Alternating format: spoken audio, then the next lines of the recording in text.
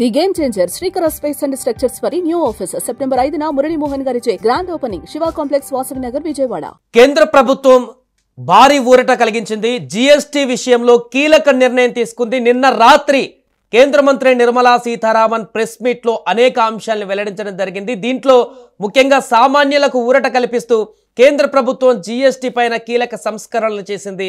బుధవారం జరిగినటువంటి GST council సమావేశంలో పన్నుల యొక్క స్లాబ్లను హేతుబద్ధీకరిస్తూ సంచలన నిర్ణయం తీసుకున్నారు. ప్రస్తుతం ఉన్నటువంటి 4 స్లాబ్ల స్థానంలో ఇకపై కేవలం 2 స్లాబ్లను అమలు చేయాలని నిర్ణయించారు. దీని ప్రకారం 12%, 28% ఈ స్లాబులు పూర్తిగా రద్దు చేసి కేవలం 5%, 18% స్లాబ్లను మాత్రమే కొనసాగించనున్నారు. ఇక నుంచి జీఎస్టీ పరిధిలో వచ్చేటువంటి అన్ని వస్తువులపైన. ఇక ఈ మార్పుల వల్ల ప్రజలు నిత్యం వినియోగించేటువంటి అనేక వస్తువుల ధరలు గణనీయంగా తగ్గనున్నాయి. ముఖ్యంగా హెయిర్ ఆయిల్ కానీ, షాంపూ కానీ, టూత్పేస్ట్ కానీ, డెంటల్ ప్లాస్ వంటి పర్సనల్ కేర్ ఉత్పత్తులపైన జీఎస్టీని 18% నుంచి 5%కి తగ్గించారు. అంటే చాలా వరకు ధరలు తగ్గేటువంటి అవకాశం ఉంది. అదేవిధంగా నమ్కిన్లు, భుజియా, మిక్చర్ లాంటివి ఇతర ready to eat packaged snacks పైన కూడా పన్నును 12% నుంచి 5%కి తగ్గించారు. దీంతో ఇవి మరింత తక్కువ ధరలో అందుబాటులోకి రానున్నాయి. మరొక వైపు కొన్ని వస్తువులపైన ప్రభుత్వం పన్ను భారాన్ని భారీగా పెంచింది. ఉదాహరణకు సిగరెట్లు కానీ, సిగరెట్ రిలేటెడ్ వస్తువులు ఏదైతే ఉంటాయో పొగాకు ఉత్పత్తులపైన పన్నును 28 నుంచి ఏకంగా 40%కి పెంచుతూ నిర్ణయం తీసుకుంది. అంటే ఇక ఇవి ఆల్మోస్ట్ డబల్ రేట్లు పెరిగేటువంటి అవకాశం ఉంటుంది. అలాగే చక్కెర లేదా ఇతర స్వీటనర్లు కలిగినటువంటి అన్ని రకాల పానీయాలు, ఎరిటేడ్ వాటర్స్ పైన కూడా పన్ను శాతం 28 నుంచి 40%కి పెంచారు. సేవల పైన చేసిన మార్పులు సెప్టెంబర్ 22వ తేదీ, ఈ నెల 22వ తేదీ నుంచి కూడా అమల్లోకి వస్తాయంటూ కౌన్సిల్ స్పష్టం చేసింది. ఇక పన్ను రేట్లను హేతుబద్ధీకరించడం ద్వారా సామాన్యులు, మహిళలు, విద్యార్థులు, మధ్యతరగతి ప్రజలతో పాటు రైతులకు ప్రయోజనం చేకూర్చడమే లక్ష్యంగా ఈ సంస్కరణలు చేపట్టినట్లుగా ప్రభుత్వం పేర్కొంది.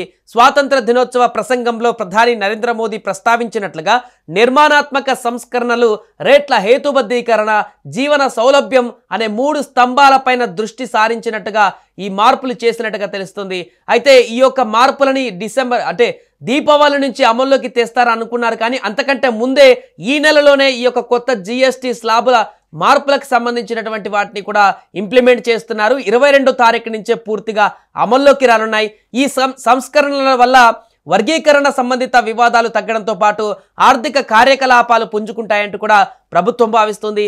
జీఎస్టీ కౌన్సిల్ తీసుకున్న నిర్ణయాలు చిన్న మధ్య తరహా వ్యాపారులను దృష్టిలో ఉంచుకొని పలు సంస్కరణలు ఆమోదించింది. రిజిస్ట్రేషన్ ప్రక్రియను 3 రోజుల్లో పూర్తి చేసే అవకాశం ఇచ్చింది.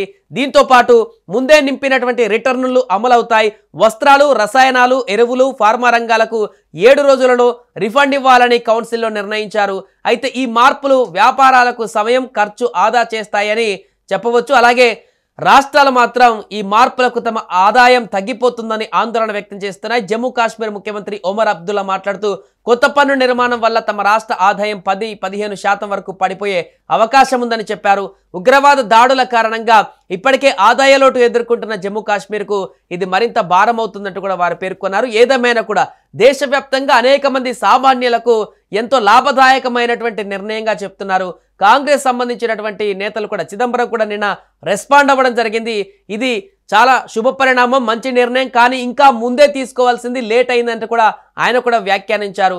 ఏదేమైనా కూడా సామాన్యులకు అంటే అవసరాలు, ప్రధాన అవసరాలు ఏదైతే ఉంటాయో మనిషికి కూడు, గూడు, నీడ అనేటువంటి వాటిపైన ప్రధానంగా దృష్టి సారించినట్టుగా తెలుస్తుంది. కోరికలు, ఎక్స్ట్రా ఉన్నటువంటి కోరికలు లాంటి వాటిపైన కూడా భారీగా పన్ను విధించింది. అంటే మనిషికి అవసరం ఉన్నటువంటి వాటిపైన, సామాన్యులకు ముఖ్యంగా ఉపయోగపడేటువంటి వాటిపైన భారీగా ధరలు తగ్గించి అందరికీ అందుబాటులో ఉండేటువంటి విధంగా ఈ యొక్క కొత్త పన్ను స్లాబ్లను తీసుకువచ్చినట్టు కనపడుతుంది. దీని ద్వారా కేంద్ర ప్రభుత్వం తీసుకున్నటువంటి ఈ నిర్ణయం ద్వారా ఇప్పుడు దేశవ్యాప్తంగా ఉన్నటువంటి అనేక వస్తువులపైన కూడా భారీగా ధరలు తగ్గనున్నాయి. దీంతో సామాన్యులపైన భారీగా భారం పడుతున్నటువంటి, ఇప్పటివరకు భారం పడుతున్నటువంటి ధరల భారం అనేది కూడా చాలా వరకు తగ్గుముఖం పట్టనుంది.